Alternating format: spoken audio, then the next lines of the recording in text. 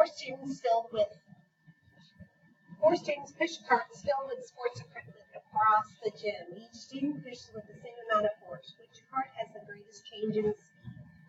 Okay, so important information here is the same amount of force, and then greatest change in speed. Greatest change in speed, we're looking for the one with the greatest amount of acceleration.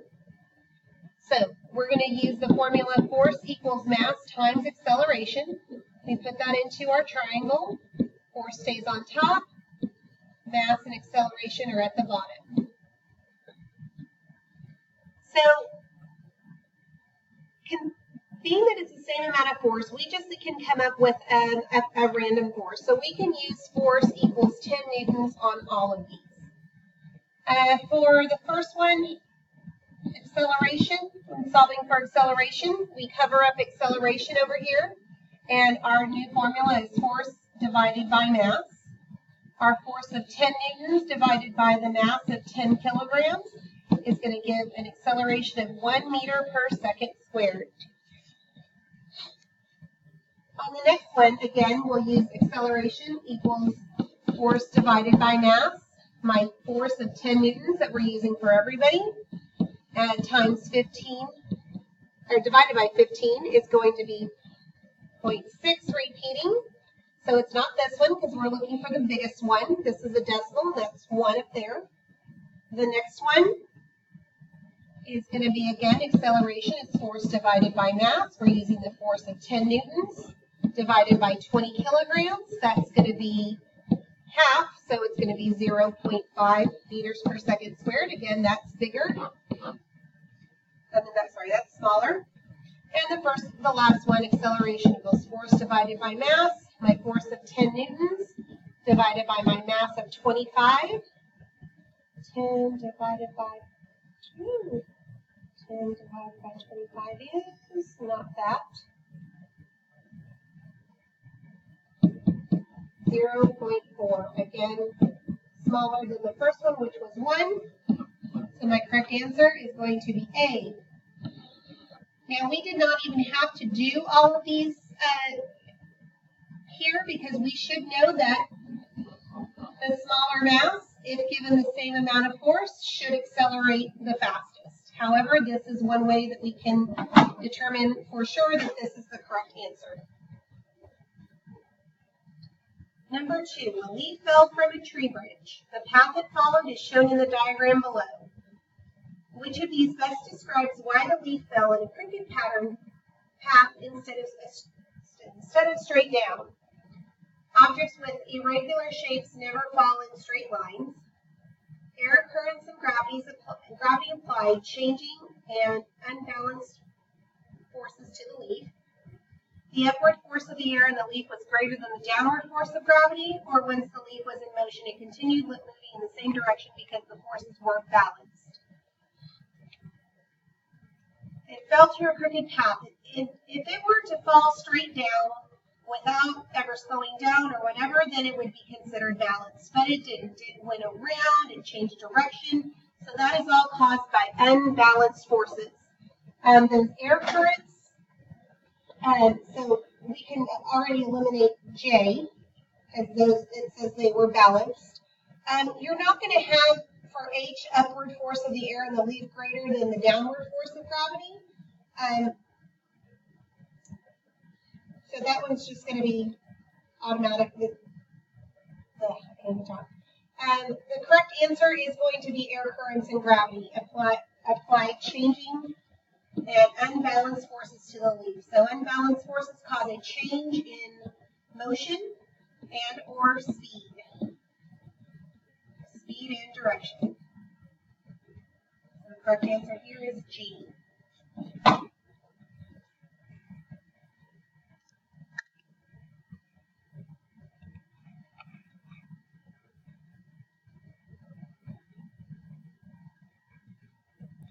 Okay, a 1,100 kilogram car comes uniformly to a stop if the vehicle is accelerating at negative 1.2 meters per second squared. Which force is closest to the net force acting on the vehicle? So what are we being asked to find? We're being asked to find the net force.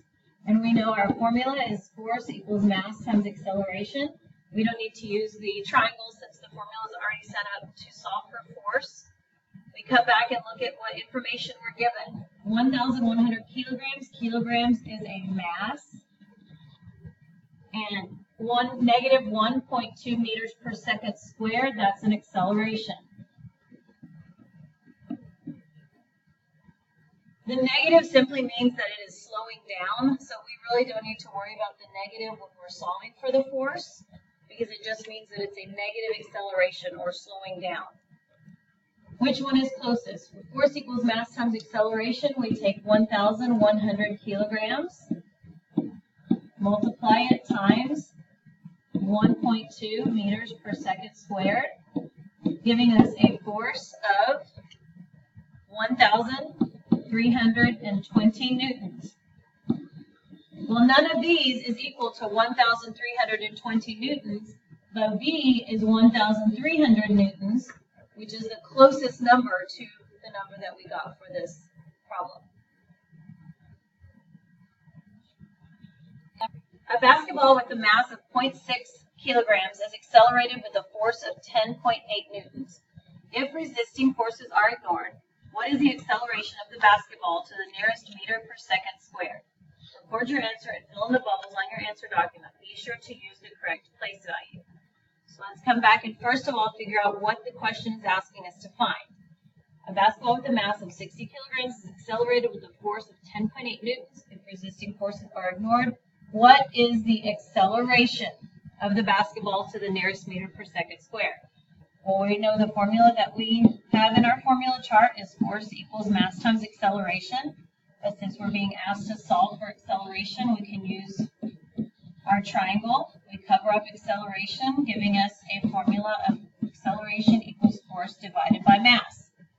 Coming back to our problem, basketball with a mass of 60 kilograms. We know that kilograms is the unit for mass, is accelerated with a force of 10.8 newtons. We know newtons is the unit for force. So we come back down here to our problem. We plug in our numbers, divided by 0.60 kilograms, giving us an acceleration of 18 meters per second squared. And we're going to bubble that in on our griddable. There would be a decimal right here.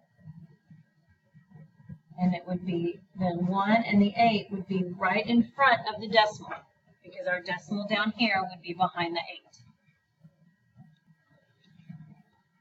8. Okay, number 5, which of the following best describes the velocity of an object? We should know that velocity is going to be speed plus a direction. That could be north, south, east, west, up, down, left, right. Okay, so we should automatically eliminate A and D, because this is speed, meters per second, and meters per second squared is acceleration. So that leaves us with 2. I see the difference between this one is meters and this is meters per second. I know that meters per second is speed, so the correct one is this. This is just a distance without a time. So the correct answer is going to be C, 30 meters per second east. Number 6, an archer shot a .06 kilogram arrow at a target. The arrow accelerated at 5,000 meters per second squared to reach a speed of 50 meters per second as it left the bow.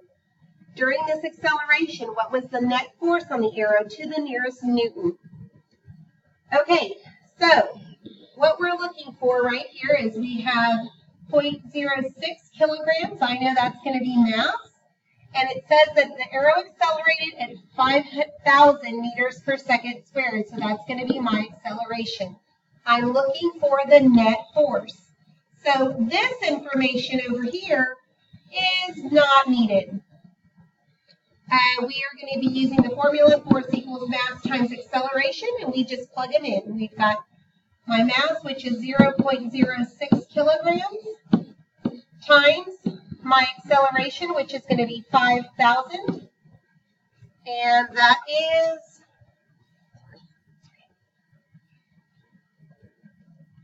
5,000 300 newtons. Fill it in. It would be, here's my decimal on my thing, 300. You don't have to do these other zeros, but if it makes you understand it better, then please do. Okay, number 7. An object's potential energy is determined by the object's mass and its height above the ground. An object's kinetic energy is determined by the object's mass, and well, we know that potential energy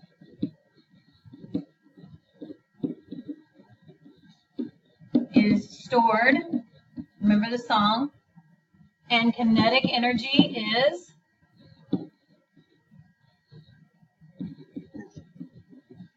is in motion. So the kinetic energy would be determined by the mass, and the only one of these that is referring to motion, which is speed. Okay, number 8. 4 students raced toy cars on a track. The mass and acceleration of each car is recorded in the table below. Which toy car had the greatest applied force? So here we are looking for force. We know that our formula for force is force equals mass times acceleration. We have a mass and we have an acceleration in our chart up here. So all we have to do is multiply the mass of each car times its acceleration. And so for car 1, it would be 0.38 newtons. Number 2 would be 0.45 newtons.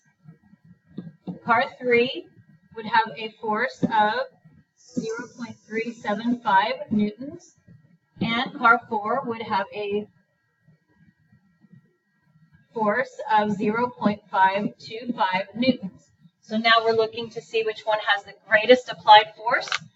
Which of these numbers is the greatest? Well, 0.525 is going to be bigger than any of the other numbers. So the correct answer is going to be J. Okay, number 9. A skydiver jumps from an airplane and opens his parachute. At some point during his fall, the downward force of gravity and the on the skydiver is equal to the upward force of drag on the parachute. So let's draw a diagram that's going to help us figure this one out. So here is our skydiver. He just jumped out of the plane. When he first jumps out of the plane, the downward force of gravity is going to be bigger than the upward force of the air.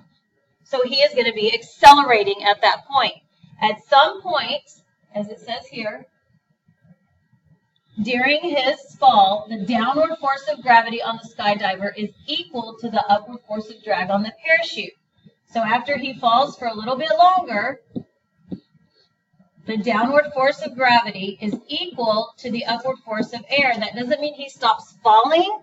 That means that the forces acting on him are balanced at that point. And so we can say that he won't be gaining speed because he's balanced.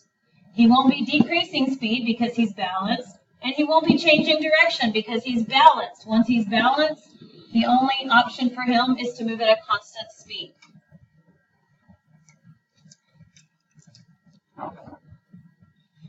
During a demonstration of Newton's law of motion, they use the setup and they flip the index card with the fingertip. This is what we did in our inertia labs, well, some of our classes anyway. Which of these best explains why the coin fell straight down into the cup instead of remaining on the index card? So we know, based on Newton's first law, that an object in motion stays in motion and an object at rest stays at rest unless an unbalanced force causes it to change its speed or direction. So, F, the coin was at rest until the card was removed, so it remained in the same location. Once the card was gone, the unbalanced force of gravity caused the coin to fall. That sounds pretty good. Moving the card applied an action force on the coin since the card was gone. That's Newton's third law. We're looking at, it tells us we're looking for the inertia. The card is less mass than the coin, so a smaller force of gravity. That's second law. Was equal and opposite. That's third law. We're looking for its first law. That's going to be F.